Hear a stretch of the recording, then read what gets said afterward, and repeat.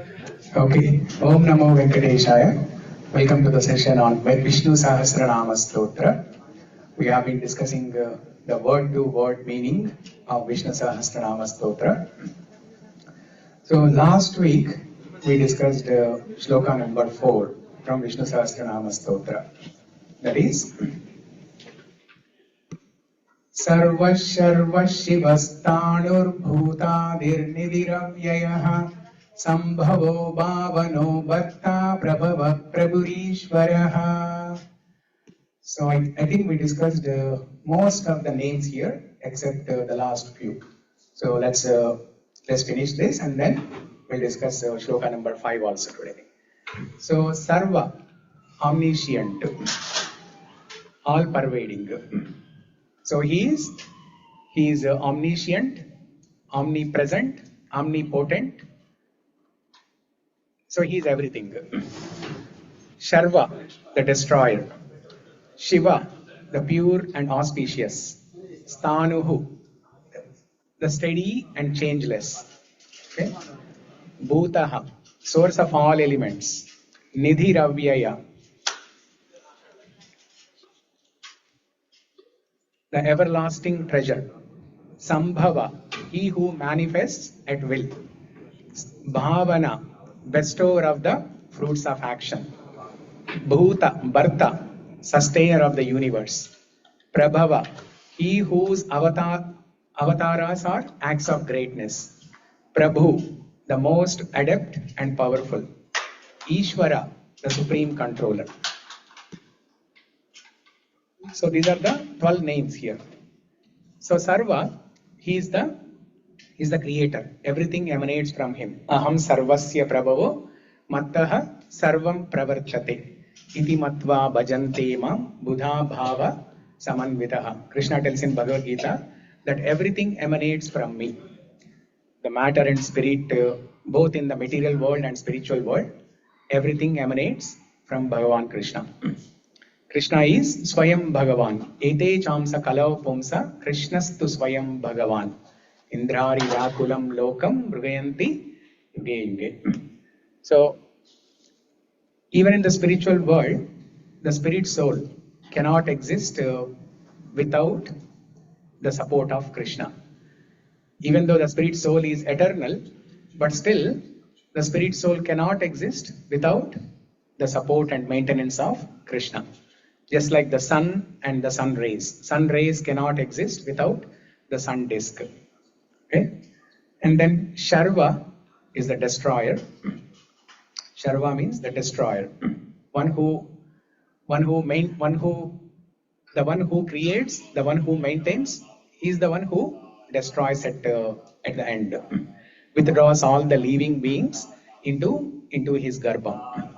Kalpakshaye punastani visrajami aham. Next is Shiva, purifies with his auspiciousness. Sthanuhu, steady and changeless. Bhagavan is steady in his attempt in bestowing benefits and gifts to his devotees. He never fails from his promise of giving benedictions and gifts to his devotees. Sthanuhu. Okay? And Nidhiravyayah. Nidhi. Nidhi means he is the treasure. He is the treasure for all he is the gati. Okay? He is the gati and destination, refuge for all the living beings. Nidhiravyayah. And also another way to look at this Nidhiravyayah is, so just like Nidhi means for example, if you take a bank account as a Nidhi, you have all your precious jewelry and some cash kept in the safe deposit in the bank. That is considered as Nidhi. And you take out that jewelry only when you need, occasionally. Okay? So just like that, Bhagavan, Sri Mahavishnu, he is the Nidhi. He is the Avyaya Nidhi for all the living entities. At the time of resolution, at the time of laya or pralaya, all the living entities go back into his garbha, Sri Mahavishnu's garbha. And then at the time of Srishti, then everything comes out. So, Nidhiravyaya. Bhutadi, source of the causes. Bhuta Adi. Adi means he is the first Purusha, the root cause of all the jivas, and also the root cause of all the root cause of the creation of the Prakriti, the Pancha Mahabhuta. Bhumi Rapo Nalo Vayu Kammano Buddhi Revacha. The 5 gross elements and 3 subtle elements. Okay. Bhuta, the source of all the causes, the very root cause of the 5 great elements, Pancha Mahabhuta, space, air, fire, water, and earth. Next, Śambhuḥ, manifests at will. He takes birth millennium after millennium to protect the virtuous and re-establish Dharma. So Krishna tells in Bhagavad Gita, Paritranaya sadhunam vinashaya cha dushkrutam dharma samsthapanarthaya sambhavami yuge yuge. This is the Sloka in the Vishnu Sahasra Nama Stotram also. Towards the end, Bhagavan says.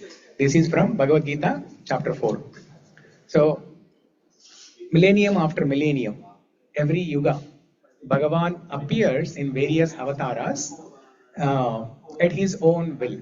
That is the meaning of Sambhava. That is the meaning of Sambhava. Manifests at his own will. See, we all hear all these stories, right? How Bhagavan appeared as Varahamurti and healed Kiranyaksha, or how he appeared as Narasimha Avatara and killed Hiranyakashipu, or in Krishna Avatara he killed Kamsa. So, one Acharya comments on this saying that Bhagavan, he gets a desire. He comes into some fighting spirit, in a mood of fighting, and at the same time, it's a transcendental coincidence that somebody in Bhuloka is doing something for which Bhagavan has to come and perform the act of fighting and protect Dharma. So it is not like the cause is happening first and then Bhagavan is coming. It is Bhagavan is desiring. Bhagavan is desiring first to have a. Bhagavan is desiring out of his fighting spirit. He is desiring to come and fight. Because there is a Sloka in Vishnu Sahasra Nama Stotram, Rana Priya. Bhagavan is Rana Priya. What is Rana Priya? Rana means fighting, war. Rana Priya. He likes to fight. Stuti Stota Rana Priya. So because he likes fighting, because fighting is also one of the rasas. Veeratvam, the chivalry rasa. Just like how we have Vatsalya rasa, Sakya rasa, Dasya rasa, Madhurya rasa, and so on. One of the secondary rasas is chivalry rasa, Veeratvam. So Bhagavan wants to fight because he is a hero, right? He is the hero of all the heroes. So he wants to fight sometimes. So when he has a desire to fight, then there is something happening in Bhuloka. Some adharma is becoming predominant, and that is when Bhagavan appears and destroys the demons. Sambhavaha. Bhavana. Next one is Bhavana. Bestower of fruits. He is Phalapradata. Mere human action is inert. Success and the fruits of action are delivered solely by his will and order.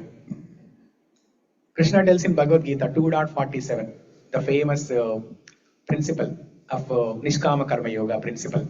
What is that shloka? Karmanye vadikaraste ma phaleshu kadachana ma karma phala heturbur mate sangos akarmani. You have a right to perform your duty, but you don't have any right on the fruits of your action. And never be detached to, never consider yourself as the doer of your work, and never be detached from doing your work. Okay, these are the 4 principles. So the first principle is Karmanye vadikaraste. You have a right to perform your work. So do your job 100%. Give your 100%. When you are doing something, give your 100%.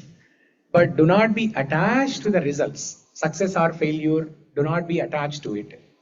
So what is the result or outcome after you perform your work with 100% hard work? That is in the hands of Bhagavan. Okay, so he is the Phala Pradata, bestower of fruits. And Bhagavan will give you what is best for you. Whether it is success or failure, the failure temporarily, it may seem unfavorable to you, but in the long run, it is good for you. So Bhagavan will give you only that thing that is beneficial to you. So he is the Phala Pradata, Bhavana, bestower of fruits. Next, Bharta, sustainer. He nourishes his devotees not just with resources, but by giving himself up to them, sustaining the entire universe as its Lord. Bhagavan as Paramatma, he is present in every Paramanu. That's why he is called as Vishnu, Vishnu, all-pervading Vishnu. Because he is present everywhere, he knows everything. He knows everything. What is happening, in our body, what is happening in your body, what is happening in everyone's body, what are the actions each one is performing, what are the desires each one is having, what are the thoughts that we have. He knows everything. So, because he is omnipresent, omniscient, he is all-pervading and all-knowing. Omniscient means all-knowing. Omnipresent means all-pervading. Because he knows everything, past, present and future. So he will provide situations in our life that will nourish our spiritual life. That is the meaning of Bharta, sustainer. He nourishes the devotees not just with resources. Resources means like giving the grains, giving fruits, vegetables, flowers, all those things. These are the basic supplies that are needed to maintain our body. But what is needed to maintain our mind and soul, that also Bhagavan gives. That is the nourishment. That is the actual nourishment, the spiritual nourishment in the form of Vedas, Bhagavad Gita, Bhagavatam.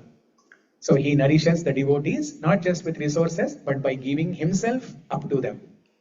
Because when he gives Bhagavad Gita and Bhagavatam, they are non-different from Krishna himself. And the Nama, Bhagavat Nama, is non-different from Bhagavan himself. So Bhagavan is giving all these things. And from time to time, Bhagavan comes personally, perform some leelas to attract devotees to spiritual world. So he is giving himself to the devotees. Bharta. Just like in a family, there is a Bharya and Bharta. What is the role of a Bharta?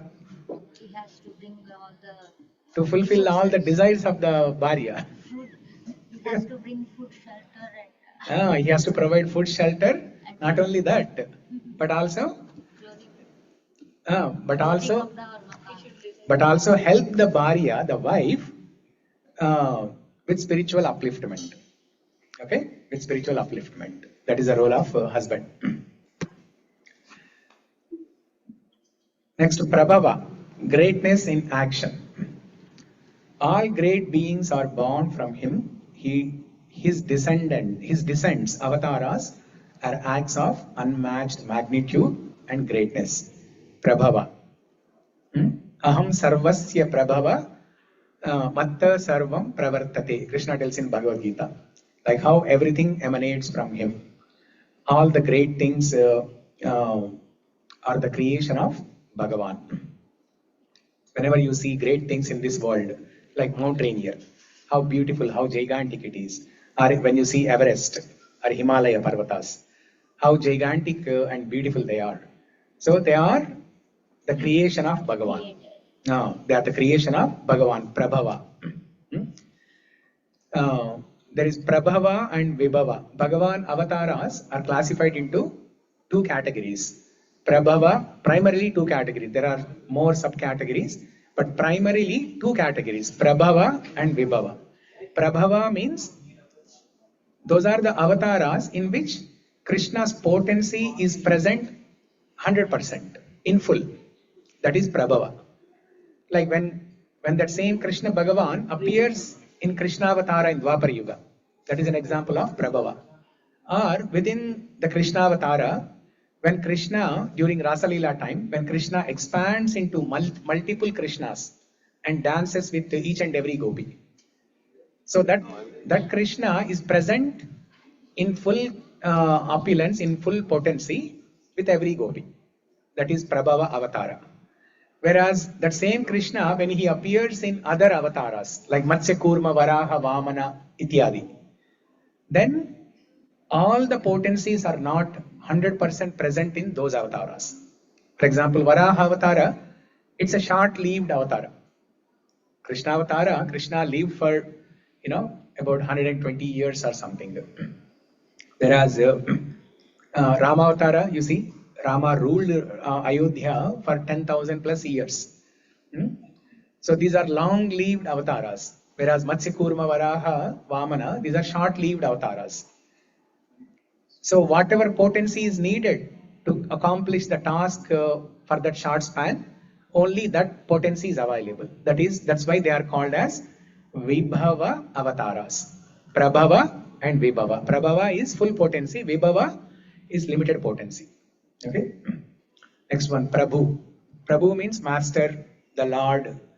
He is adept in all rights. He possesses the absolute power to bestow any fruit from earthly pleasures up to ultimate liberation, moksha. He not only gives moksha, but he gives Shashvatananda. Shashvatananda in Adhyatmika Loka, in spiritual world. Moksha is a temporary relief from the material sorrows. When you reach Brahman platform, that is called as moksha, liberation, where you merge yourself into that Brahma Jyoti. But even more beyond that Brahma Jyoti or Brahman realization is Bhagavan realization. Going to spiritual world like Vaikuntha, Goloka, Ayodhya Loka, and then participating in the Leelas of Bhagavan. That gives Shashvatananda. So Bhagavan is called as Prabhu, who is capable of giving not only moksha, but giving beyond, something beyond. And finally, Ishvara, supreme controller. He possesses Aishwarya, unlimited might, unlimited opulence. He is the ultimate sovereign, capable of doing whatever he wills entirely without the help of anything or more. Ishvara, supreme controller. Because he is the creator, he is the controller, and he is the proprietor, he can control everything.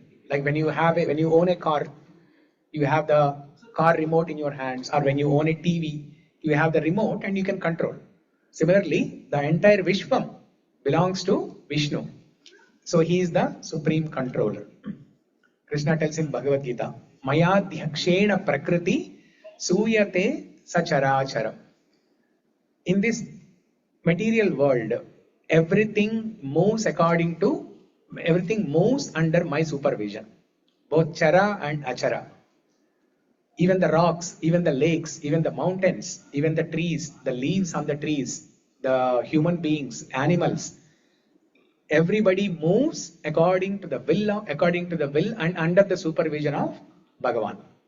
Mayādhyakṣena prakriti, that means this entire prakriti moves or operates or functions according to the will and under the supervision of Bhagavan. Mayādhyakṣena prakriti sūyate sa chara acharam. Okay. And also Bhagavan in the form of Paramatma is present in every person. And that Paramatma is known as Upadrashta Anumanta. Upadrashta is the observer. Anumanta is the permitter. So he is watching all our desires, all our thoughts, all our actions. Anumanta means permitter. He gives the sanction. Okay? Before you can do anything. Even if you want to lift your hand up like this, there has to be sanction of Bhagavan. Okay? For example, when you have to do something in the city, you have to build a home. You need the permit from the city, right? So when we built this temple, we had to acquire permit from the city. So that is called Anumanta. He is the overseer and permitter. He is watching all our actions and he is permitting our actions also. Okay.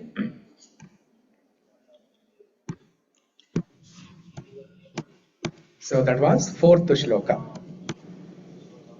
Now we will start 5th shloka.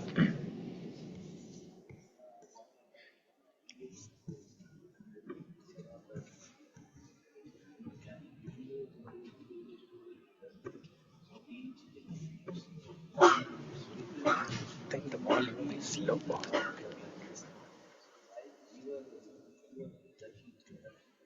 Hare Krishna.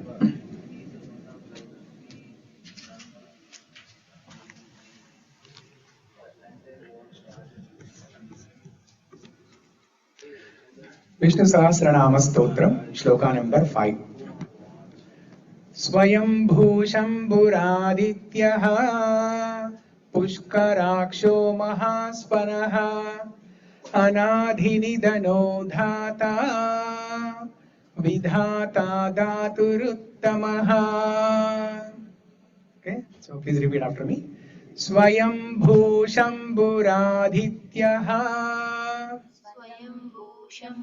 Svayambhū Śambhuḥ Puṣkarākṣaḥ Mahāsvanaḥ Puṣkarākṣaḥ Anādi-nidhanaḥ Dhātā Anādi-nidhanaḥ Vidhātā Dhāturuttamaḥ. Vidhātā Dhāturuttamaḥ Svayambhūḥ Ādityaḥ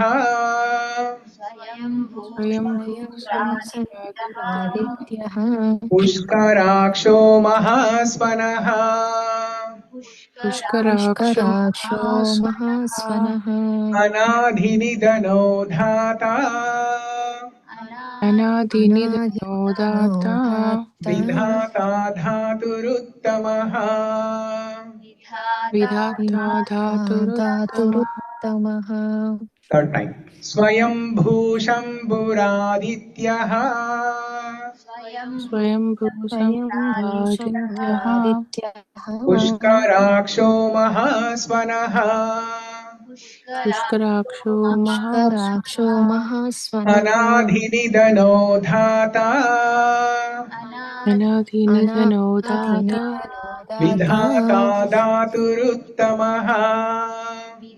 Vidhātā Dhāturuttamaḥ. Bhagavan exists by himself with no dependence on others. He bestows joy, is the radiant energy of the sun, and possesses beautiful lotus eyes.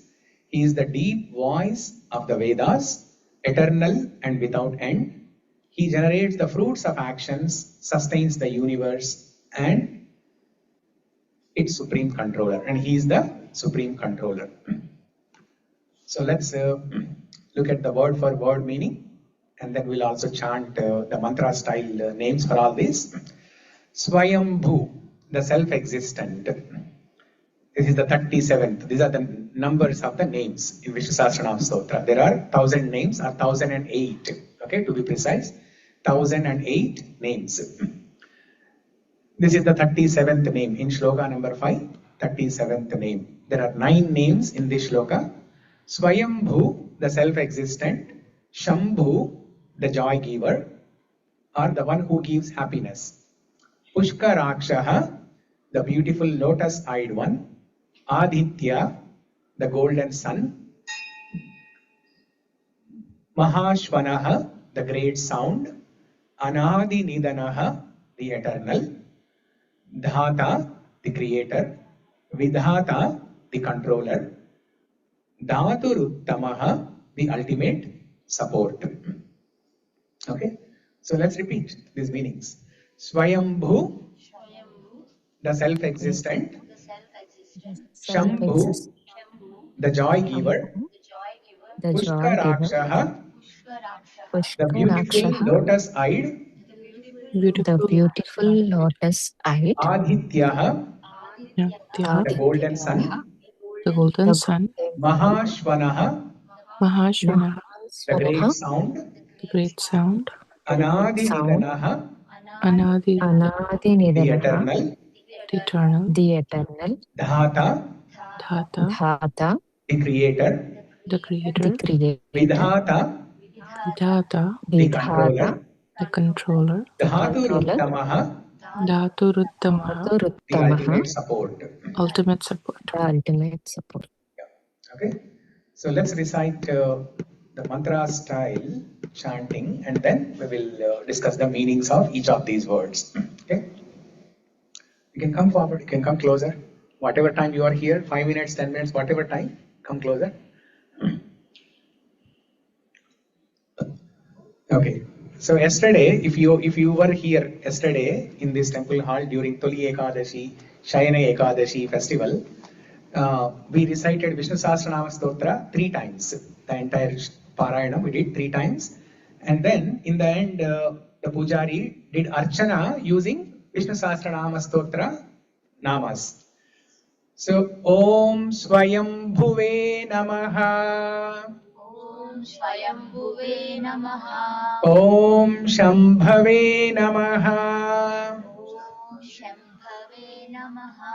Om Ādityaḥ Namaha, Om Ādityaḥ Namaha. Om Puṣkarākṣaḥ Namaha, Puṣkarākṣaḥ Namaha. Om Mahāsvanaḥ Namaha, Om Mahāsvanaḥ Namaha.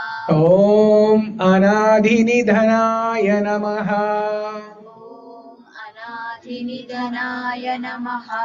Om Dhātrē-namaḥ, Om Dhātrē Namaha. Om Vidhātrē-namaḥ, Vidhātrē Namaha.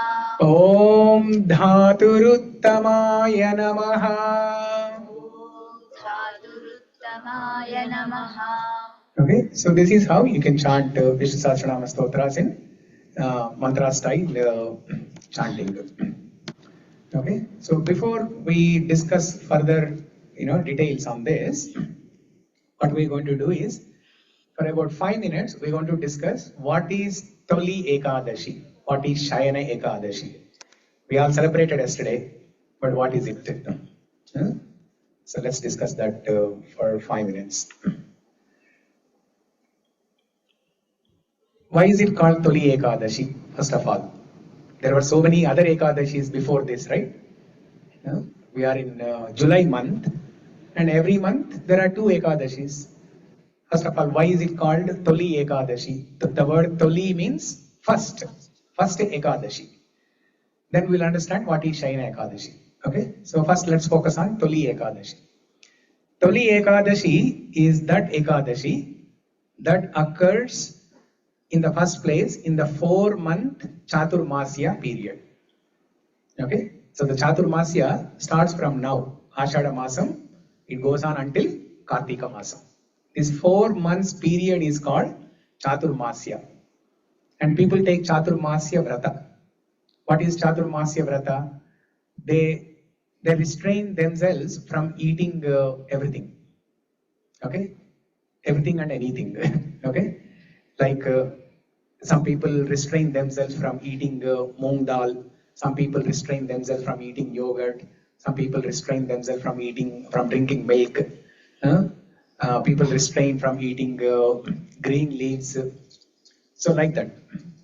So they follow certain dietary restrictions, which it is not just to improve the health.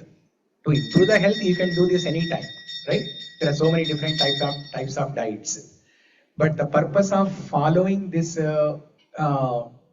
dietary restrictions is to keep our body light, so that we can focus our energy, our physical strength and mental strength on spiritual sadhana. Like for example, when you eat yogurt, right, or milk, these are heavy, these are whole foods, these are fatty foods and whole foods. I know Kirtan is like. So when you drink or eat them, it feels heavy. Or when you eat sweets, when you eat ghee, it feels heavy, right? You feel lazy, you feel like sleeping. But during this 4-month time, the goal is to focus ourselves, to focus our body, mind and soul on spiritual sadhana. That's why you have to eat what is favorable to your body so that you can be active and participate in spiritual sadhana nicely. So people restrain from these different things. And people, they avoid too much of travel during these 4 months. They avoid too much of travel. Because if you keep on traveling, then you cannot focus on one thing. Even pilgrimage also, people cut down during this time. First of all, material vacations anyway, you have to cut down these 4 months. Even spiritual pilgrimage also, people cut down during these 4 months. So they become antarmukh, they become inward, they turn inward and introspect and do meditation, focus on Bhagavan, do Bhagavat Dhyanam, Bhagavat Smarana, do chanting, Shravanam, Kirtanam, Vishnu Smaranam. They focus more on this during these 4 months. So dietary restrictions and also spiritual sadhana increasing, during this 4 months period. Because this Ekadashi comes in the beginning of, this is the first Ekadashi in this Chaturmasya period. That's why it is called as Toli Ekadashi. Oftentimes people confuse. Why is it called Toli Ekadashi? Because it is not the first Ekadashi. If Toli Ekadashi name has to be given, maybe it should be given to Vaikuntha Ekadashi. Because that is the most, celebrated grand Ekadashi. But this is the meaning and purpose of Toli Ekadashi. Next is Shayana Ekadashi. What is Shayana Ekadashi? Or before that, Toli Ekadashi, I'll tell one more point about that. Toli Ekadashi is for the Chaturmasya period, the first Ekadashi during Chaturmasya period. If you look at Narada Muni's story, when Narada Muni was a small boy, 5-year-old boy, he was staying with his mom. The father already passed away, he was staying with his mom. And one time it was a Chaturmasya period, the 4-month Chaturmasya period. During that time, some Bhagavatottamas, some sages, sadhus, they wanted to stop at their place. They happened to travel and they happened to be in that village, they happened to be near Narada Muni's house. That time he was not Narada Muni, he was just a small boy, ordinary boy staying with his mom. These Bhagavatottamas, the sadhus, they happened to be near the house of this boy. And they wanted to take shelter in their house for 4 months. 4 months. Jansi is saying, wow, 4 months. Some guests come to our home for stays for 4 days itself. We cannot, we cannot tolerate. So, but yeah, they stayed 4 months. And what happened during that 4 months? Why did they stay there for 4 months? For the same reason, that even they are sadhus, they are on a pilgrimage tour. But it is Chaturmasya period, they eat less and they have to focus more on spiritual sadhana. They don't travel. So they stayed at that home for 4 months. And during that 4 months, a miracle happened. This boy, he was assisting his mother in serving these sadhus. The mother was cooking and serving them and helping with all the needs the sadhus have. The mother was taking good care of these sadhus, and this boy was helping the mother.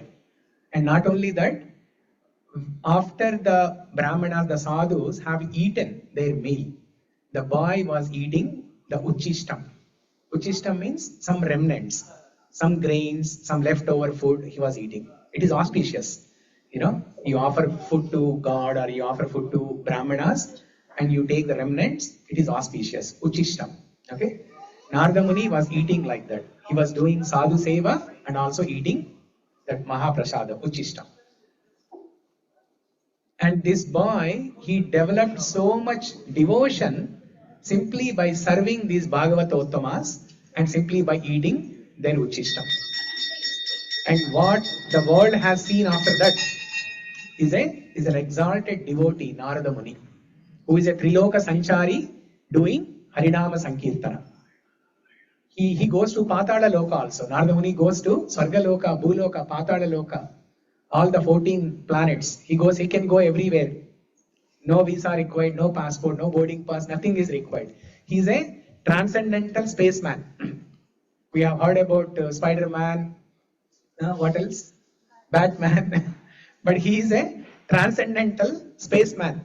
He can travel anywhere across the 3 planetary systems and do Nama Sankirtana and uplift the devotees, uplift the fallen souls and make them devotees. See, during Chaturmasya period, a miracle happened. Narada Muni, that boy developed devotion and became Narada Muni. So that is the greatness of this Chaturmasya period. And the first Ekadashi that comes in Chaturmasya period is Toli Ekadashi. The same Ekadashi is also known as Shayana Ekadashi. Why? Shayana means to sleep, right? It doesn't mean we have to sleep. Sriman Narayana falls asleep.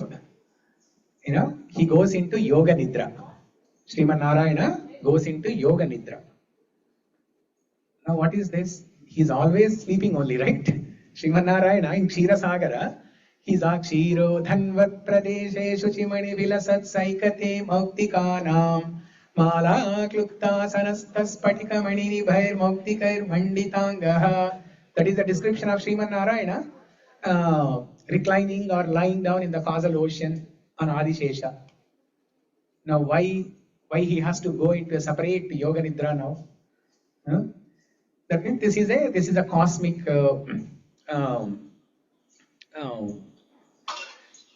this is a cosmic event. This Yoga Nidra of Sriman Narayana is a cosmic event. He is not actually sleeping. Okay? But by pretending to sleep like that, by pretending to go into Yoga Nidra like that, what is he telling us? That we have to focus on spiritual sadhana. We have to become antarmukh, we have to turn inward and do Vishnu Dhyanam. So Yoga Nidra is what? It's not complete Nidra, right? Yoga Nidra is you are actually meditating on something. You're actually in Dhyanam. So by Sriman Narayana, by going into Yoga Nidra during this Ekadashi time frame, he is indicating to all of us to do Vishnu Dhyanam. And Bhagavat Smarana. So that's why this is called Shayana Ekadashi, the period where Sri Mahavishnu or Sriman Narayana goes into Yoga Nidra. Okay? That's the purpose of the Tuli Ekadashi or Shayana Ekadashi. Now let's come to the discussion of the 5th shloka. Yeah. Who wakes him up? The Devatas. Yeah. And he wakes up in the Ekadashi that comes in Kartika Masa. Shuddha Ekadashi that comes in Kartika Masa. And that is when all the yatras start. Kartika Masa, you're all familiar. People go to Sri Shailam, they go to Bhadrachalam, they go to Tirupati, they go to Vrindavan, they go to Srirangam. They visit all Punya Kshetras during Kartika Masa. Why? Because the previous 4 months is a lockdown period. Right? Quarantine period. That's why in Kartika Masa, everyone wants to celebrate. Whatever spiritual sadhana they have done during the last 4 months, all the Swadhyaya, Bhagavad Gita, Bhagavata, Ramayana, Swadhyaya, they have done sitting at home. They will do practicals on that by going out into Punya Kshetrams during Kartika Masa. People spend the entire Kartika Masa in Vrindavan. 30 days of Kartika Masa they spend in Vrindavan or any Punya Kshetra for that matter. Okay, now Svayambhūḥ Ādityaḥ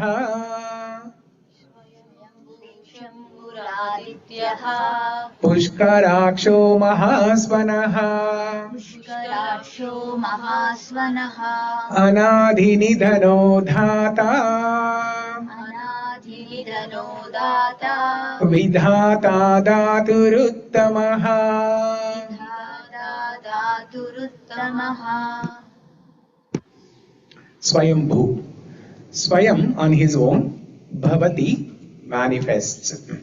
Swayam bhavati iti Swayambhū.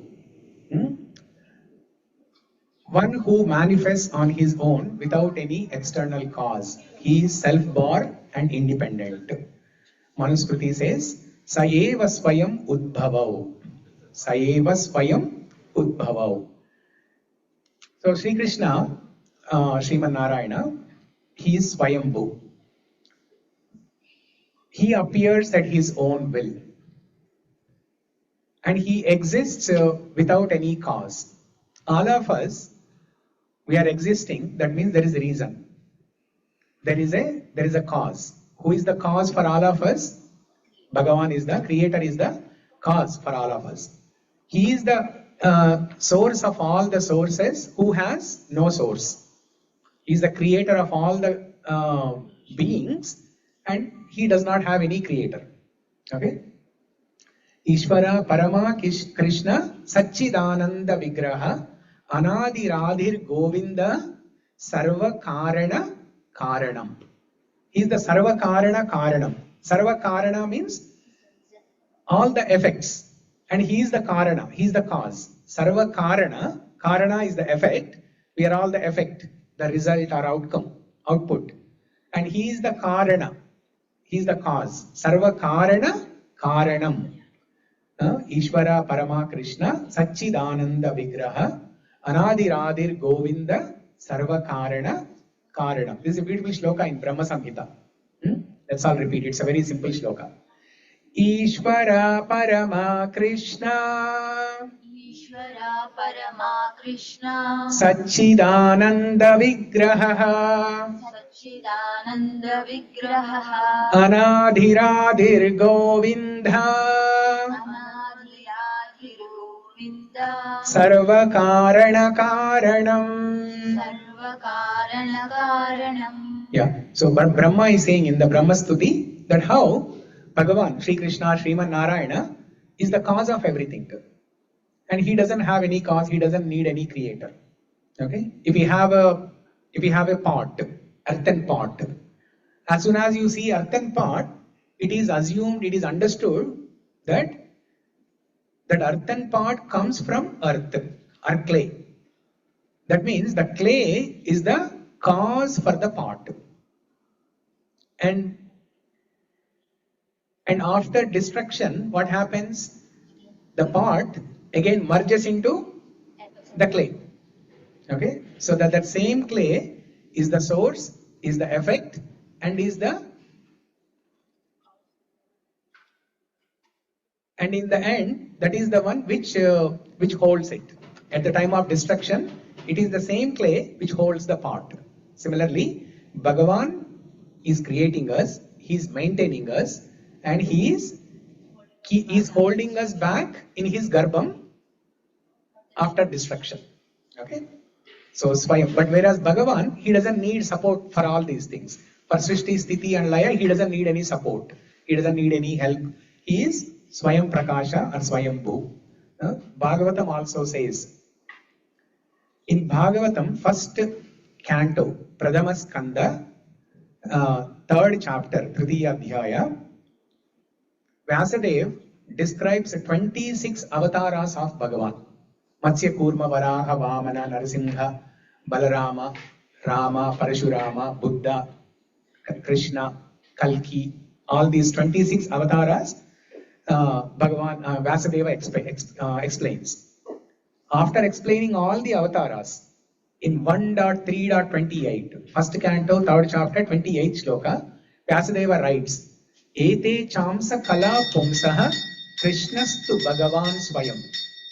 Krishnastu Bhagavan Swayam. Indhrari Vyakuram Lokam Mrigayanti Yuge Yuge. Vyasadeva writes, in every yuga there are so many different avatars, but the source of all these avatars is Swayam Swayam Bhagavan Krishna. Krishnastu Swayam Bhagavan. Krishnastu Swayam Bhagavan. That Krishna is, he is Swayam Bhagavan. From him, all these avatars expand. Even Sriman Narayana, Mahavishnu avatara also comes from Krishna. The first expansion of Krishna is Balarama. From Balarama is called Sankarshana, Mahasankarshana. From Mahasankarshana comes Mahavishnu. Mahavishnu expands into Garbhodakshaya Vishnu and Kshirodakshaya Vishnu. So all the incarnations, all the avatars come from Krishna only. Okay, Krishna is Swayam Bhagavan. Krishnastu Swayam Bhagavan. And so how do we see this Svayambhu aspect or feature of Bhagavan in the material world? Now we are not in Dvapar Yuga, we are not in Treta Yuga, we are not in Satya Yuga, that we could see Narsimha Avatara, Rama Avatara, Krishna Avatara. We are in Kali Yuga. How can we see this Svayambhu aspect, the self-manifestation aspect of Bhagavan? That is, we can see Svayambhu aspect of Bhagavan in the Archamurti Vigraha forms. Not this Archamurti Vigraha, because this Archamurti Vigraha, we got the deity carved in Mahabalipuram and then we did Prana Pratishtha here. But in India, we see in many places, Bhagavan appears as Swayambhu. For example, you go to Yadadri, Yadagiri Gutta. There is Narasimha Swami, Swayambhu Vigraha. Tirupati, Tirumala Kshetra, Venkateshwara Swami, Swayambhu Vigraha. Like that, there are so many Swayambhu Vigrahas that you can go and take darshan. So Bhagavan appears at his own will. Nobody brings a stone and carves into a deity form. He appears like that, Swayambhu, self-manifesting. And then he reveals that to somebody. For example, in Vrindavan, Bhagavan Krishna appeared as Gopala on the Govardhana Parvata, and that Gopala deity, Swayambhu deity, remained there in the bushes and among the trees, amidst the trees for many months like that. And one day, Krishna appeared in the dream of a great devotee by the name Madhavendra Puri. And Krishna told this devotee that, oh Madhavendra, I am suffering in this extreme heat on Govardhana Parvata. I am left unattended, uncared, in the trees and bushes here. Please take me, build a temple and serve me. And Madhavendra Puri takes that deity and then builds a nice temple. And then because that Gopala deity was tolerating the extreme heat for last few months, Madhavendra Puri applies chandanam to cool that body of the deity. And that is known as Chandanotsava. The same Chandanotsavam that we see in Yadadri, Simhachalam, Tirupati, many places, during that time they celebrate Chandanotsava Yatra, Chandana Yatra. So, and these Swayambhu deities, they can talk. Not only talk, they can walk also. There is a Sakshi Gopal story where Gopala deity walked for 100 days. For 100 days, Shataha. Like Saptaha we heard, right? Bhagavata Saptaha. That means 7 days. Like that, Shataha. The Gopala deity, Sakshi Gopal deity, walked for 100 days behind a devotee. These are all Swayambhu deities. Okay? So one aspect or one way of seeing the Swayambhu aspect of Bhagavan is in the form of deities. Another most easy, most common way, and we cannot bring those Swayambhu deities in our home. Can we bring Tirumala Kshetra, Venkateshwara Swami into this temple or into our home and worship? No. But there is some Swayambhu aspect of Bhagavan that we can bring to our home and start worshipping. What is that? Saligrama Shila. Saligrama Shila. The Saligrama Shila are available in Gandaki river in northern part of India, near Ganga river. There is a Gandaki river. In that Gandaki river, you will see the Swayambhu Saligrama Shilas. For example, here on the altar, Saligrama Shila. 4 or 5 Saligrama Shilas are there. And our pujaris also have Saligrama Shilas at their home. They worship.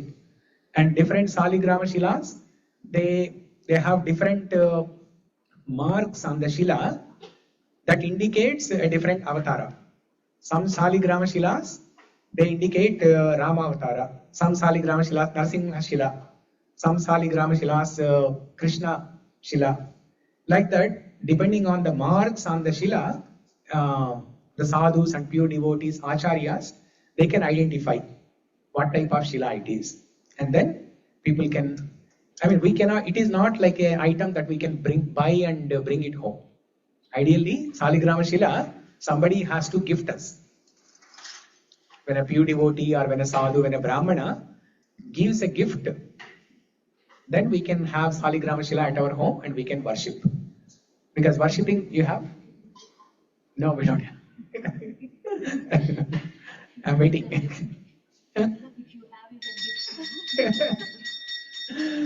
Same. If you have it, you give it to me. Because Saligrama worship is very difficult. You have to bathe, every day you have to do abhishekam, you have to do archana, you have to do all the shodashopasharas. Okay? It takes time. Not everybody can do that. And there is a story how Bhagavan appeared as Saligram Shila that we can discuss some other time. This is Svayambhūḥ. What is a similar word in the previous shloka? Now we are discussing 5th shloka. What is a similar word to Svayambhūḥ in the previous shloka? Sarva Shivasthanur Bhūtādir-nidhiravyayah Śambhuḥ Bhavano Bharta Prabhava Prabhurishwaraha Śambhuḥ. This is Svayambhūḥ, that is Śambhuḥ. Śambhuḥ means Bhagavan manifests at his own will. That Śambhuḥ, he is talking about avatars. Paritranaya sadhunam vinashaya cha dushkrutam dharma samsthapanarthaya sambhavami yuge yuge. I appear in every yuga for the protection of dharma and to kill the demons and for protection of dharma. Okay? And in Kartika Masa, they do Vivaha. Tulasi Saligrama Shila Vivaha. Okay? Because Saligrama is considered as Vishnu and Tulasi is like a devotee of Vishnu.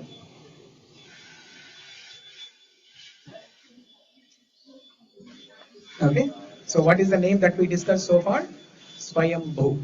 Om Svayambhūve Namaha. Svayambhūve Namaha. Louder. Svayambhūve Namaha. Om Svayambhūve Namaha. Svayambhūve Namaha. Next name, Śambhuḥ. Om Śambhave Namaha. Om Śambhave Namaha. What is the meaning of Śambhuḥ? Most of the people, we have Ādityaḥ here. Okay. Where is Śambhuḥ? It was there before.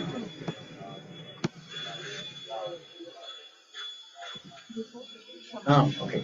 Śambhuḥ. In Sanskrit, the word Sham means joy or happiness. Bhu, one who creates. That means Śambhuḥ means one who creates happiness, one who gives happiness. Bhagavan is known as Śambhuḥ because he gives happiness to devotees. He gives happiness to devotees. The one who creates happiness in the minds of his devotees. Every aspect of him is delightful. His walk, his smile, his heart. Every walk, every action of Bhagavan, every aspect of Bhagavan is giving joy to the devotees. Adharam madhuram vadanam madhuram gamanam madhuram hasitam madhuram madhuradhipaterakhilam madhuram Madhuradipate Akhilam Madhuram. He is Madhuradipati. Krishna is known as Madhura Adipati. He is the Lord of sweetness. He is the Lord of sweetness. Madhuradipati Akhilam Madhuram. Everything about that Madhuradipati is sweet. Why? Because he is the Lord of sweetness. That's why everything about him is sweet. If you take a sugar cube, you bite it from left side, right side, top, bottom, corner, outside, inside, everything is sweet. Because that is sugar. That is the nature of sweet. That is the nature of sugar. It is the nature of sugar to be sweet. Similarly, it is the nature of Krishna to be sweet. He is Madhuradipati and Akhilam Madhuram. Everything about him is sweet. His walk is sweet. His smile is sweet. His heart is sweet. Everything is sweet. Also in Ramayanam, there is a beautiful shloka. Let me share that.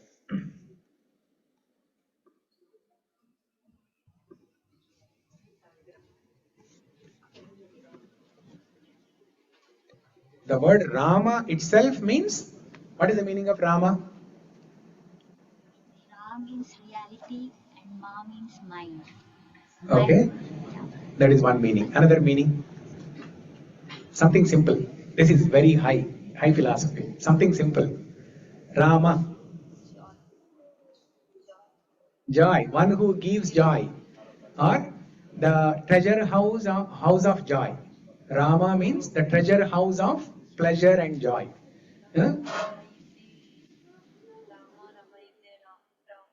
Ramayati iti Ramaha.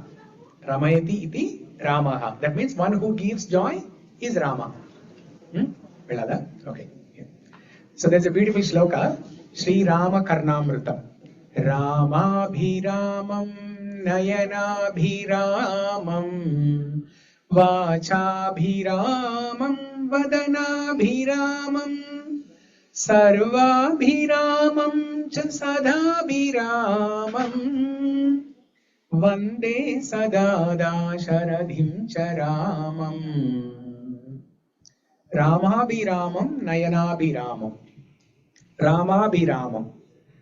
Ramachandra, Bhagavan Ramachandra, he takes everyone towards joy. Rama Abhiramam.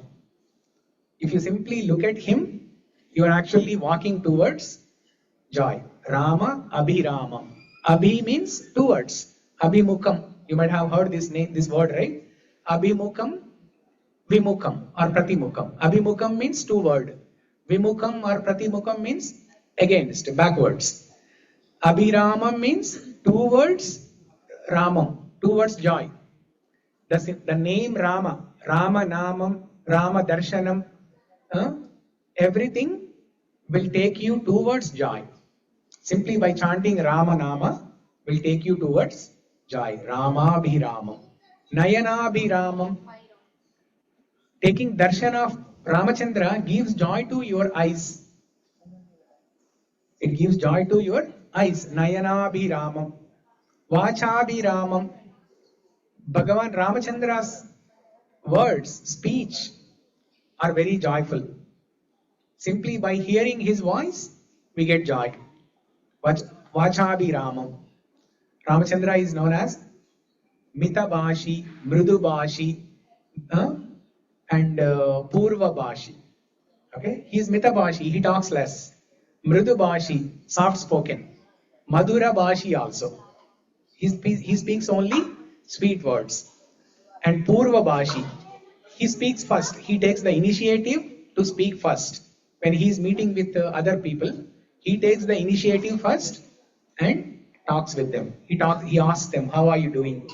Are you satisfied? Are you happy in life? Like that. Vachabhiramam. Next, Vadanabhiramam. His whole face is giving joy. His eyes are giving joy to us. His whole face is joyful. Vadanabhiramam. Sarvabhiramam. Everything about Rama is joyful. Sarva means everything, all. All aspects of Rama is joyful. Sarvabhiramam. Sadhabhiramam. And he's always joyful.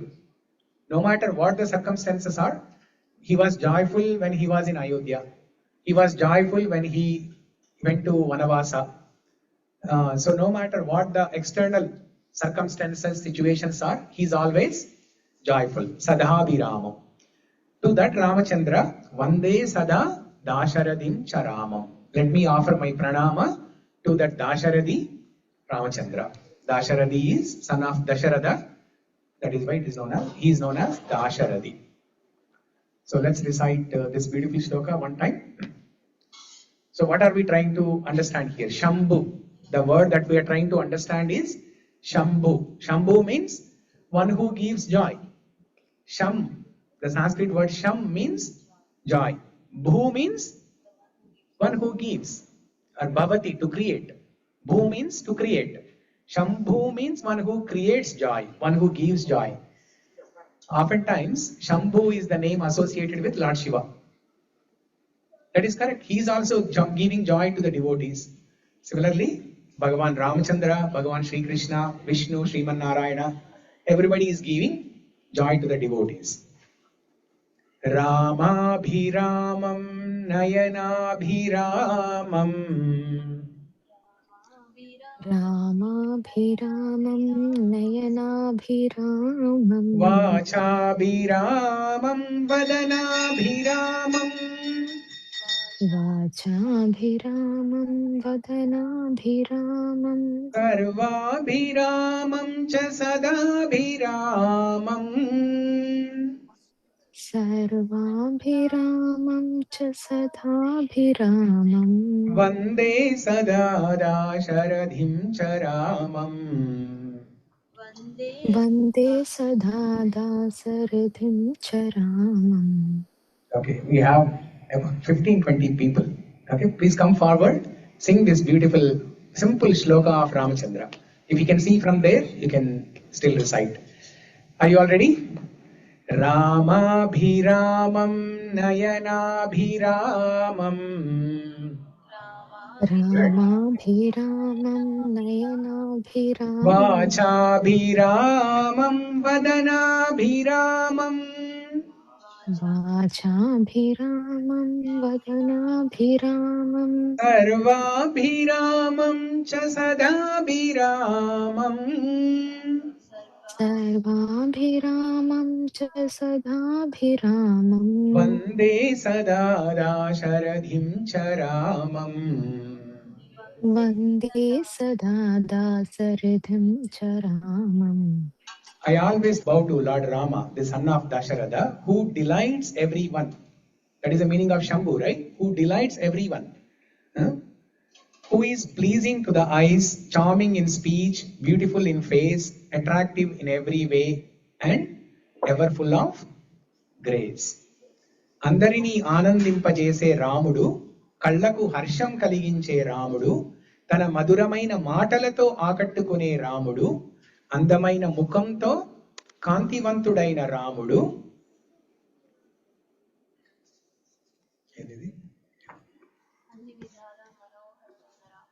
అన్ని విధాల మనోహరుడైన రాముడు, ఎల్లప్పుడూ ఆనందమయుడైన దశరథ పుత్రుడు శ్రీరాముడిని నేను ఎల్లప్పుడూ నమస్కరిస్తున్నాను, నేను ఎల్లప్పుడూ స్మరిస్తున్నాను. ఓకే, మరి శంభు అనే పదానికి అర్థము ఆనందాన్ని ఇచ్చేవాడు అనమాట.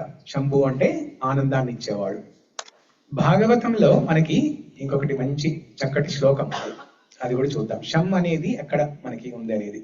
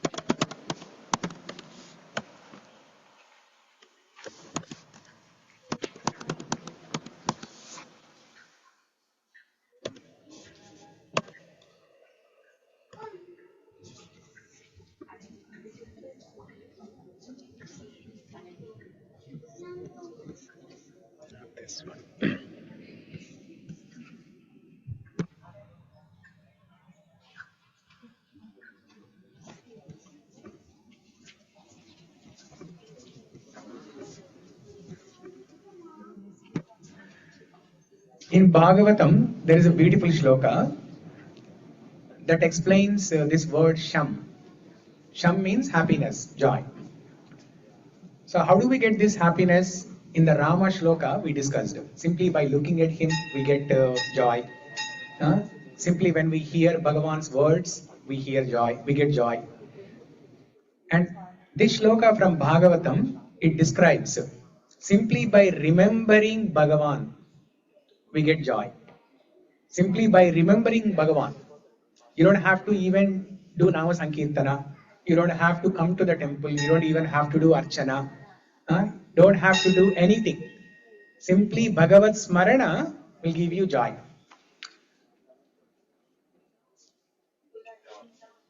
So this shloka is Avismrute Krishna Padara Vindayo Kshinoti Abhadrani Shamtanoti Satvasta Shuddhim Paramatma Bhaktim Jnanam Cha Vijnana Viraga Yuktam. If you see the word Sham, it appears in second line. Shamtanoti. Kshinoti Abhadrani and Shamtanoti. Remembrance of Bhagavan, Bhagavat Smarana, what it will do? It has 7 benefits. What are the 7 benefits? Kshinoti Abhadrani. Abhadra means inauspiciousness, Amangalam, Ashubham. Kshinoti Abhadrani. All the inauspicious things will be destroyed. That is the first benefit. As soon as we remember Bhagavan, Kshinoti Abhadrani. You just close your eyes when you are at home also. Close your eyes and simply remember the Divya Mangala Swarupam of Bhagavan. Or simply remember some Krishna Leela. That will destroy all the anarthas, all the inauspiciousness. Kshinoti Abhadrani. Second benefit, Sham Tanoti. Sham means, what is the meaning of the word Sham?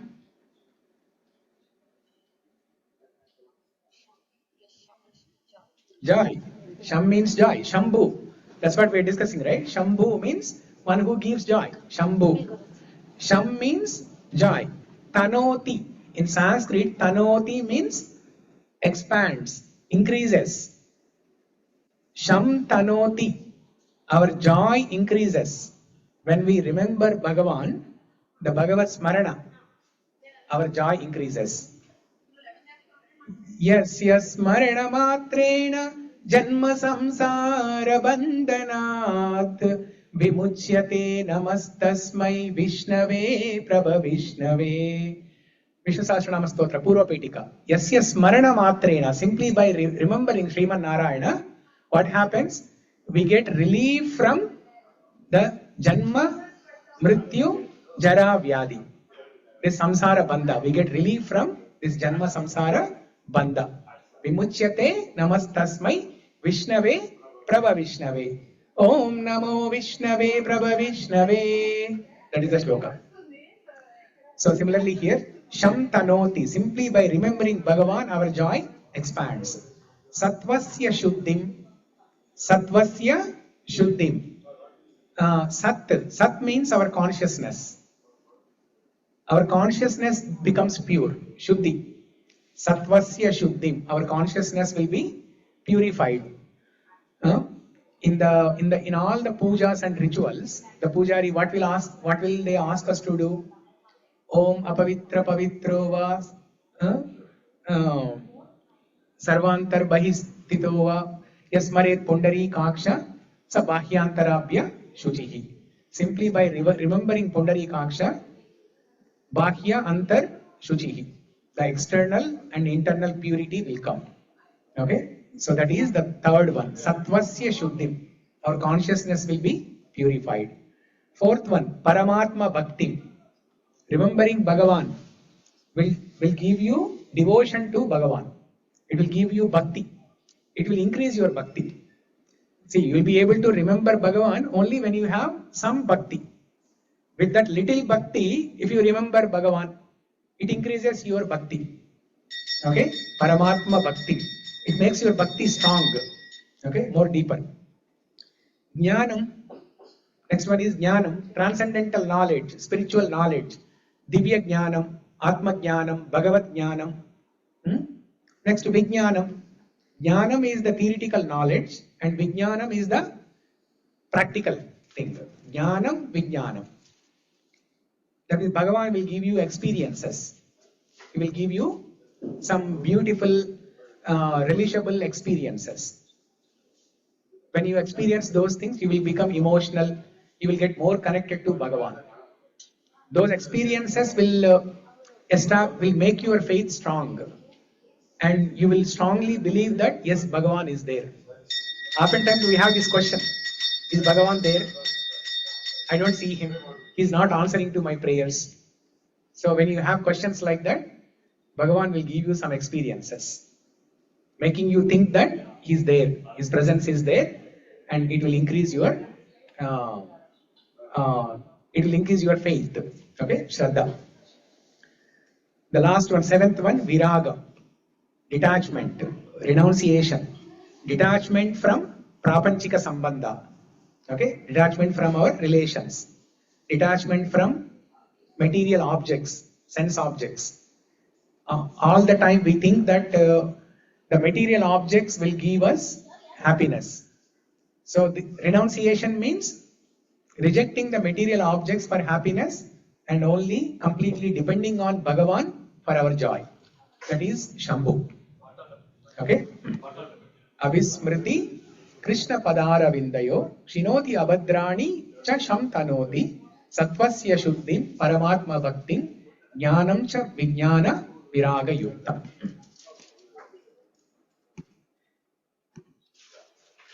Remembrance of Lord Krishna's lotus feet destroys everything inauspicious and awards the great good fortune. Sham can also be considered as good fortune.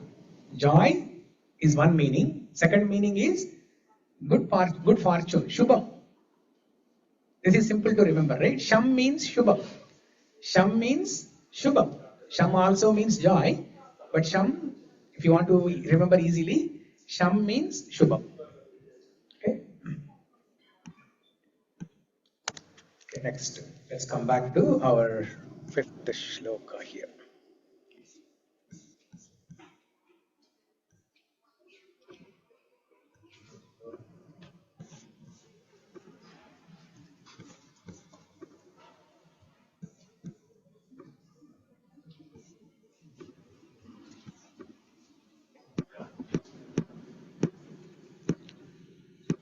Okay, next word, Ādityaḥ.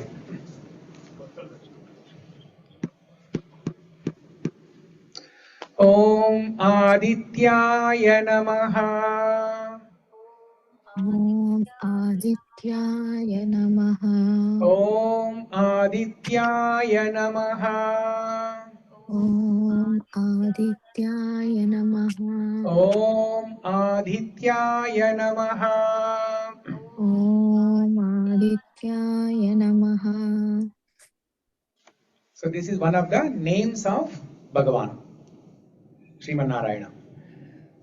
Ādityaḥ. What is the meaning of Ādityaḥ? Ādityaḥ means sun, Surya.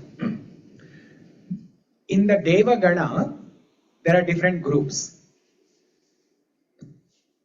Like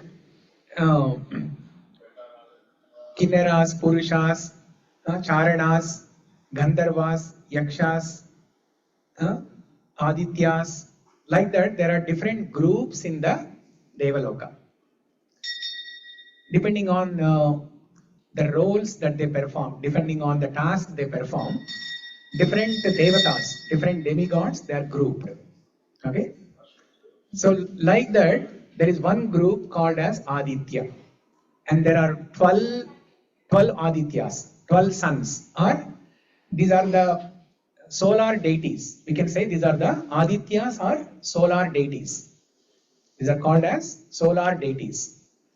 There are 12 solar deities and Vishnu is the topmost Aditya.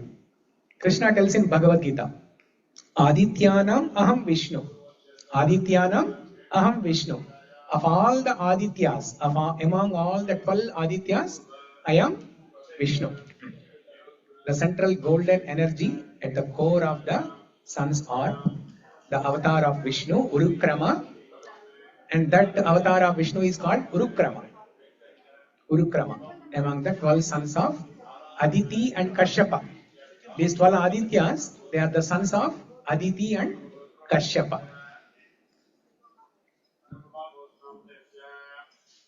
So why is Vishnu called as Ādityaḥ here? Just like sun is the center of the solar planetary system. It's a center planet. In the solar planetary system, in the planetary system, sun is the central planet. Similarly, Bhagavan Vishnu, he is the center object. He is the center of worship for everybody. He is the center of the material world. He is the center of the spiritual world. Being in the center of everything, he supports and maintains everything. He is the Ādharam. See, Ādharam means what? That which stays in the center and supports. For example, building. There will be Ādharam, the foundation. That will be in the center of the building and it supports the weight of the building. So like that, Bhagavan is like that center. Just like the sun, he is like the center of everything, sustaining and supporting everything. Okay, Ādityaḥ. Next one, Anādi-nidhanaḥ. Anādi-nidhanaḥ. Om Anādi-nidhanaḥ Namaha. Om Anādi-nidhanaḥ Namaha. Om Anādi-nidhanaḥ Namaha. Om Anādi-nidhanaḥ Namaha. Om Anādi-nidhanaḥ Namaha.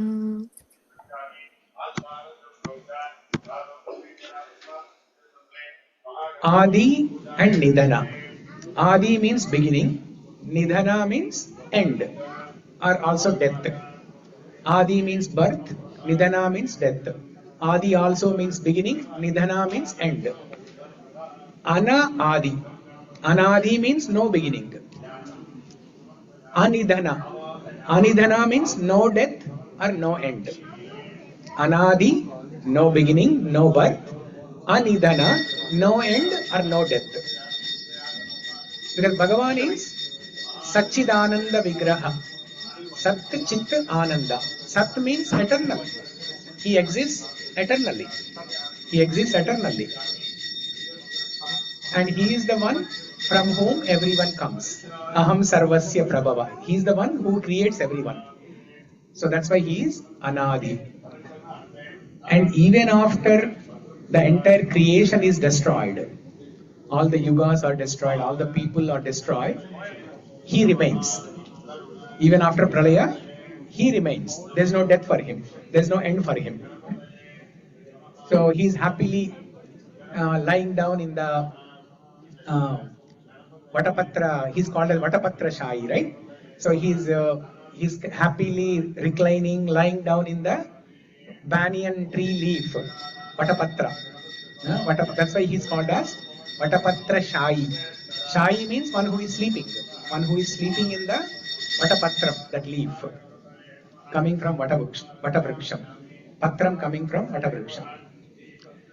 So Anādi-nidhana is the eternal one. He is beyond time, possessing neither birth, decay, nor death. When we come into the material world, we say we have taken birth. And when we leave from this world, we say we have left, we are died, we are dead. But when Bhagavan appears in the material world, Avirbhavam, Avataram or Avirbhava. We don't call it as birth, because there is no birth for him. He just appears. And after his Leela, he disappears at his own will. Just like sun, do we say sun is born and sun is dead? No, sun has risen and sun has set. Sunrise and sunset. Sun has appeared, sun has disappeared. But the sun always exists. Similarly, Bhagavan, he appears at his own will in different yugas, in different avataras. And after performing some leelas, he disappears. Okay? Anādi-nidhanaḥ. Next. What is it? We directly came to 42nd sloka, we missed 40 and 41. Oh, we missed them, huh? Oh, okay. Yeah. Puṣkarākṣaḥ. Next word is Puṣkarākṣaḥ. Puṣkara means lotus. Aksha means eye. Sriman Narayana, Mahavishnu, Sri Krishna Bhagavan's eyes are lotus, like lotus petals. Lotus-eyed one. Eyes that are expansive, beautiful, and resplendent like the lotus flower described in the Vedas. Pundarīkāyatākṣam. Vishnu Sahasra Nama. There's a word. Pundarīkāyatākṣam. Pundarika means lotus. Ayata means wide. One whose eyes are like lotus petals and his eyes are also wide. Pundarika Ayataksham. Why his eyes are wide? If you see Jagannath eyes, they are so wide, they are so big and wide. Why? Because he wants to shower mercy on everybody. Through his glance, he wants to shower mercy on everybody. That's why his eyes are wide. Ayataksham. And this lotus represents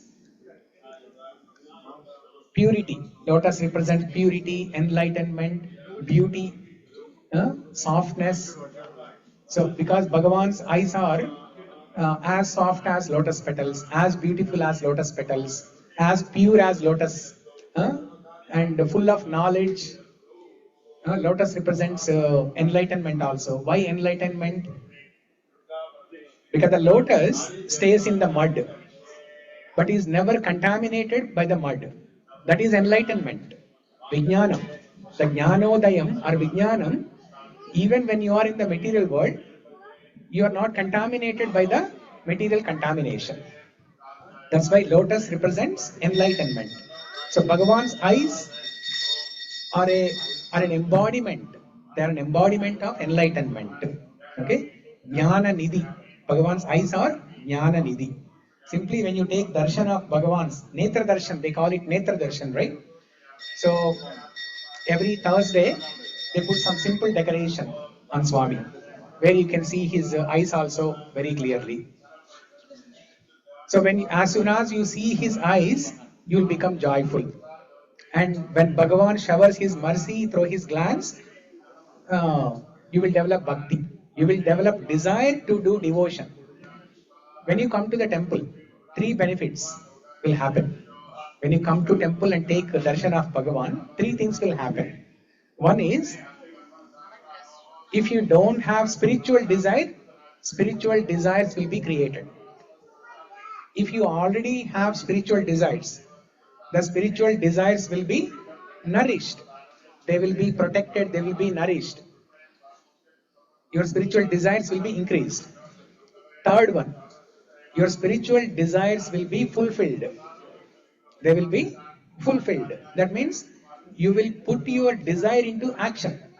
You will start doing something for Bhagavan. You will do either archana, you will bring some patram pushpam phalam toyam. You will do some kainkaryam for Bhagavan.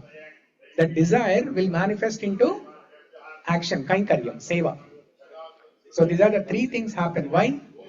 Because Bhagavan is glancing at all of us and showering his mercy. So Puṣkarākṣaḥ. Okay? Om Puṣkarākṣāya Namaha. Om Puṣkarākṣāya Namaha. Om Puṣkarākṣāya Namaha.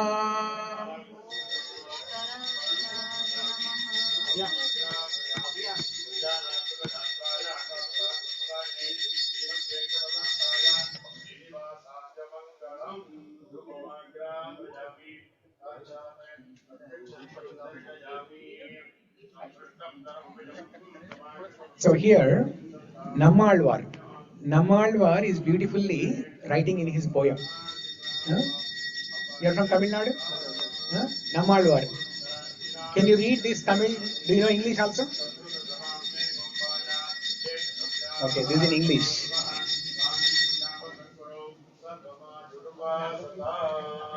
Please come.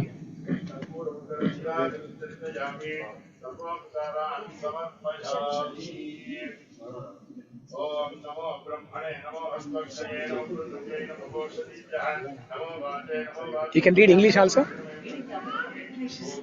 No, huh? Okay.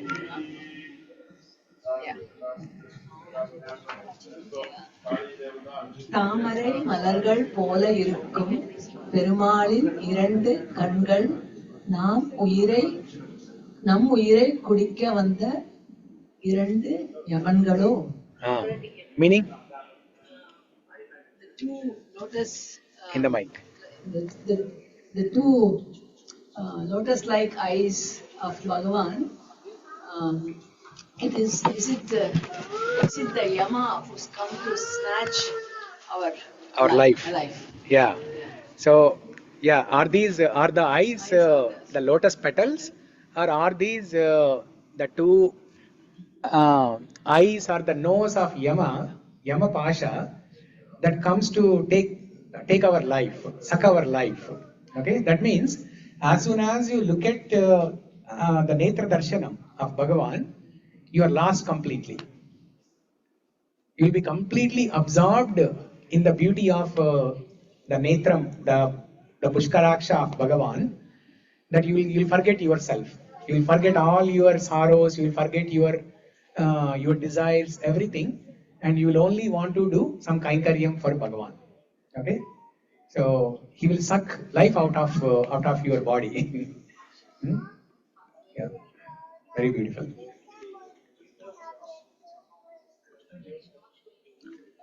Next, Mahāsvanaḥ. Mahāsvanaḥ. Om Mahāsvanaaya Namaha. Om Mahāsvanaaya Namaha. Om Mahāsvanaaya Namaha. So Mahāsvana, the deep voice. He possesses a deep, reverberating and majestic voice, the embodiment of cosmic sound. The Brihadaranyaka Upanishad explains, Asya Mahato Bhutasya Nishvasitam Etat Rigvedo Yajurvedaha.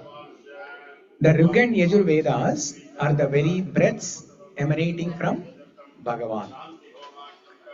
So Mahāsvanaḥ means the great voice coming from Bhagavan in the form of Vedas.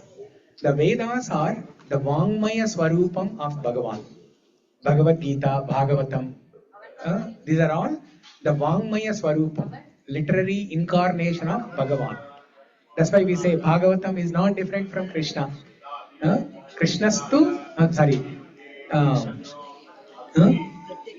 Pratyaksha Krishna Evahi. Very good. Yeah. Big round of applause to Amma. See, I have been observing. She was sitting there and telling slokas from Bhagavatam, Bhagavad Gita, Vishnu Sahasra Nama Stotram, everything. So this is the inspiration for all of us. Looking at the elderly people, it is a blessing to see the devotion in the elderly, parents like this. So, yeah, it is Bhagavad Kripa, but there are so many elderly people. Not everyone have devotion like this. So, yeah, Srimad Bhagavat Akyoyam Pratyaksha Krishna Evahi Svikrutosi Mayanata Mukhyartam Bhavasagare Manoratho Madhiyoyam Safala Sarvadhatvaye Nirvigne Naiva Kartavyam Dasoham Tava Keshava Shukarupa Prabodhagnya Sarvashastra Visharada Etat Kadha Prakashena Madajnanam Vinashaya Deva Deva Jagannada Punya Shravana Kirtana Yaduttamottama Śloka Narayana Namostute Bhave Bhave Yata Bhakti Padayos Tava Jayate Tada Kurushva Devesha Natastvam Noyata Prabhu. Nama Sankirtanam Yasya Sarva Papa Pranashanam Pranamo Dukkha Shamanas Tam Namami Harim Param. So this is a beautiful from Padma Purana, Bhagavata Mahatmyam. So there it is mentioned. Bhagavatam is not different from Krishna himself. Srimad Bhagavatakyoyam Pratyaksha Krishna Evahi. So this is Mahāsvanaḥ. Another way to understand this Mahāsvanaḥ is the Pranavanādam, the Omkaram, the Pranavanādam. Krishna is called as Nada Brahma. Just like how he is called Daru Brahma in Jagannatha Avatara. Jagannatha deity is made up of wood, Daru. Similarly, he is called as Nada Brahma because he is the creator of sound. He is the creator of sound. And the first syllable in the sound is Omkara, the Pranavanada. Aksharanam Akarosmi in Bhagavad Gita. Of all the syllables, I am the syllable A or A, alpha English alphabet A. A. Aksharanam Akarosmi. Pranavanada. And Pranava Sarva Vedeshu. Krishna tells in Bhagavad Gita, 7th chapter. Pranavaha Sarva Vedeshu. Of all the Vedas, I am the Pranavanada, Omkara. Because this entire Srishti is created through the Pranavanada only, through the sound of Omkara. From Omkara, everything is manifested. Om Ityekaksharam Brahma, Vyakaran, 8th chapter of Bhagavad Gita. Om Ityekaksharam Brahma. Yeah. So,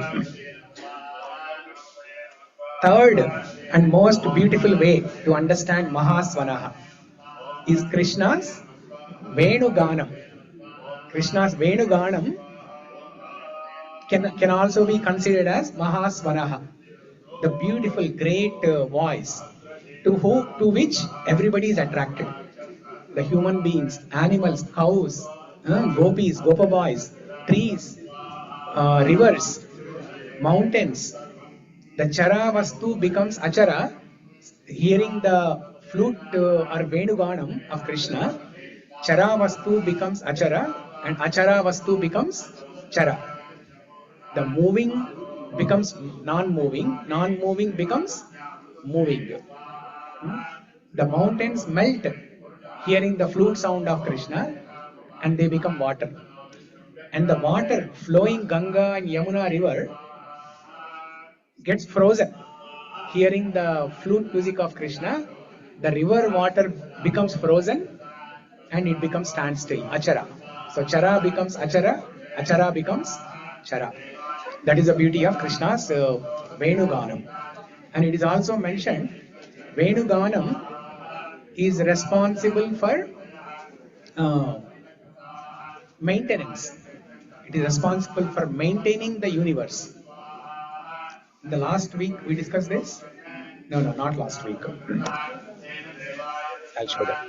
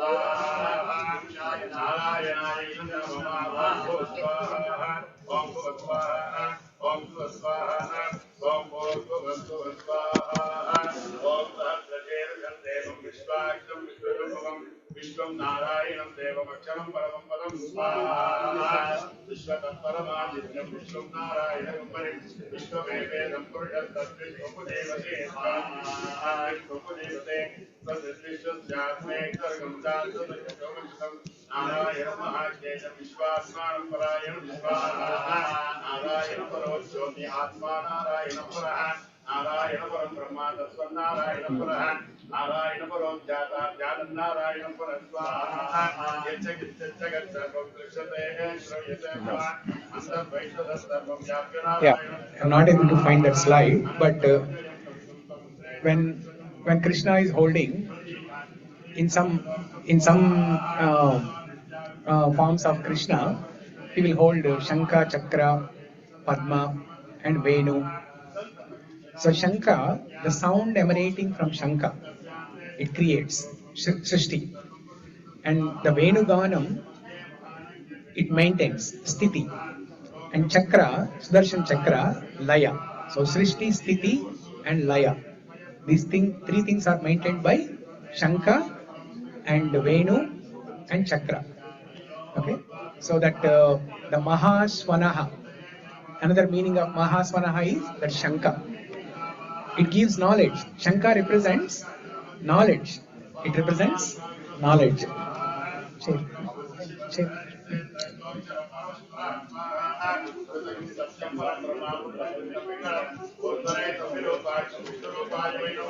Okay.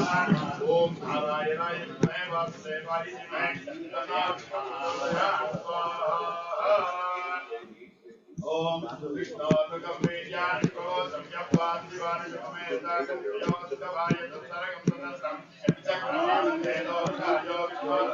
So the breath of the Vedas. Okay, Mahāsvanaḥ means it is the breathing of Sri Mahavishnu or Sri Krishna coming in the form of Vedas. Because when Sriman Narayana is lying down in the causal ocean, in the Kshira Sagara, and all the Brahmandas are coming out of him, along with that the Vedas also come. So Vedas, they are emanating from Bhagavan only. Okay? They are also Apaurishayam. Vedas are described as Apaurishayam. They are not written by any man. They are not written, they are written by Vyasadeva. But originally, Vedas are always in the Shruti form. That they are heard only. Simply by hearing, they will remember. And later on, because we cannot remember in Kali Yuga and all, that's why they started writing it down. Otherwise, originally it is only Shruti. Okay? Shabda Rupa. Next one, Dhātā, creator. Dhātā, creator, Vidhātā, supreme controller, and Dhāturuttamaḥ, the ultimate constituent.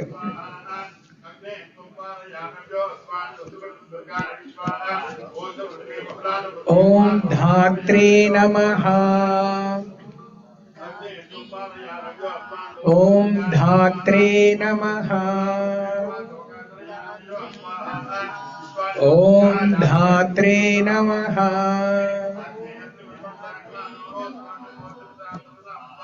The one who generates the universe and sustains it. He is the independent creator who requires no assistance or external support. Dha. The Dha Dhatu in Sanskrit means to produce or lay upon. Like Yashoda. What is the meaning of Yashoda? Yashas dadati iti Yashoda. One who gives Yashas. Vasudha. One who gives Vasu. Vasu is prosperity. The earth is called Vasudha. Gomata is also called Vasudha because they give prosperity. Jalada, the one that gives Jalam, cloud, Megam. Megam is known as Jalada. Like that here, Dhātā. That means one who gives birth to everything. He gives birth to the material world. He gives birth to the people in the material world. Produces. One who generates everything. The creator and the support, both. Because once he has created, he cannot leave the people homeless, shelterless. So he gives the shelter, support. He creates, he gives life, and he gives shelter. Just like a mother gives birth to a child, and the mother gives shelter, right? Mother and father, they give shelter. So like that, he is Dhātā, means creator, and one who is providing support also. Creation and support, both. Dhātā. Vidhātā is the supreme controller, the manager of destiny. He lays down the universal laws, sets the rules, and perfectly dispenses the fruits of every being's action. Karma Phaladata, Jnana Phaladata, Moksha Pradata, all these things. Our job is only to do our action, karma. But the Phala Pradata, Srimanarayana. Jnanam. We can try to read Bhagavad Gita, Bhagavatam, Ramayana. But ultimately, he is the Jnana Phala Pradata. Moksha. We can do so many Kainkaryam, so much of bhakti we can do. But when to give moksham, how to give, and to whom to give, he decides. He is Moksha Pradata. Jnana Phala Pradata, Karma Phala Pradata, and Moksha Phala Pradata. Vidhātā. When we hear this word Vidhātā, a beautiful song comes to our mind from Telugu, Sirivennela movie. Vidhātā talapuna prabhavinchinadi Anādi-nidhanaḥ vedam. Om Prananadulaku Spandhanamosagina Adi Pranavanadam. Vidhātā talapuna prabhavinchinadi. Vidhātā, Srimanarayana, talapuna, that means in his mind. Prabhavinchinadi. It has, first it was created in his mind. Remember last week we discussed there are 4 stages in which the creation happens. The Srishti happens in 4 stages. First, Bhagavan in his mind, he creates Sukshma Prakriti. The Pradhana or Prakriti, he creates in his mind, template. And then the Stula Prakriti, all that matter comes into a form. Sukshma Prakriti, there is no form, it's in the mind, the subtle one. And Stula Prakriti means whatever Bhagavan has created in the mind, he will make it appear. Stula Prakriti. And then Sukshma Bhuti, all the material worlds, and using the raw material, Brahma creates, right? That also happens in the Sukshma level first, and then Stula. Okay? So Vidhātā talapuna prabhavinchinadi. First it was created in the mind of Bhagavan, Supreme Controller. Next, Dhāturuttamaḥ, the fundamental building block of reality. He is not just the creator, but the very material and highest power from which the universe is made. See, Bhagavan, Mahavishnu, is lying down in the causal ocean, and from his navel, Padma appears, and Brahma appears in that Padma. And where is Bhagavan lying down? He is lying down on the Adishesha. That means, can we say that Adishesha is holding Bhagavan? No. Bhagavan is the support for Adishesha. Bhagavan is the cause for Brahma, who comes from his lotus stem that has sprung from the navel. And also, Bhagavan is the Ādharam for Adishesha also. He who comes from his navel and he who is lying down also, for everything, he is the Ādharam. Dhāturuttamaḥ. He is the ultimate constituent.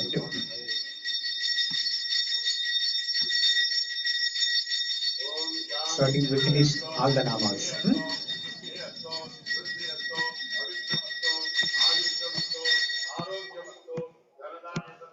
We'll recite the shloka. Svayambhūḥ Śambhuḥ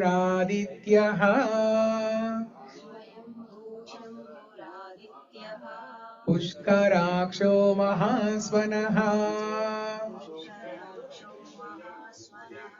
Anādi-nidhanaḥ Dhātā Vidhātā Dhāturuttamaḥ. Okay, till now it is a time for Naivedyam. We'll pause here. Thank you everyone for joining. Om Namo Venkateshaya. Jai Sriman Narayana. Hare Krishna. We'll see you all next week. Thank you. Hare Krishna, Prabhuji. Hare Krishna. Hare Krishna, Prabhuji. Hare Krishna.